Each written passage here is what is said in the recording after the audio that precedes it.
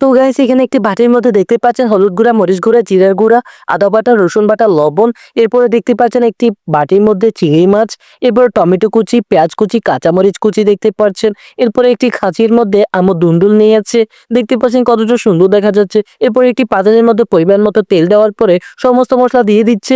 এখানে দেখতে পাচ্ছেন টমেটো কুচি, পেঁয়াজ কুচি, কাঁচামরিচ কুচি, এরপরে দেশি চিংড়ি মাছ, এরপর হলুদ গুঁড়া, মরিচ গুঁড়া, জিরার গুঁড়া, লবণ, আদা বাটা, এগুলো সবকিছু আম্মু ভালো করে সমস্ত মসলা দিয়ে দেওয়ার পরে ভালো করে খুন্তি দিয়ে লাড়িয়ে চাড়িয়ে এখন সমস্ত মসলা কষিয়ে নেবে।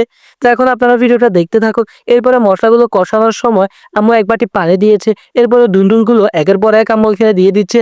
দুন্দুলের সাথে আলুও আছে, দেখতেই পাচ্ছেন। তো এখন আলু আর দুন্দুল এবং বিভিন্ন মসলা, সমস্ত মসলাকে ভালো করে আম্মু লাড়িয়ে চাড়িয়ে কষিয়ে নেওয়ার পরে এখানে দেখতেই পাচ্ছেন এখন ফাইনালি আমাদের দুন্দুল রান্না করা প্রায় কমপ্লিট হয়ে যাবে।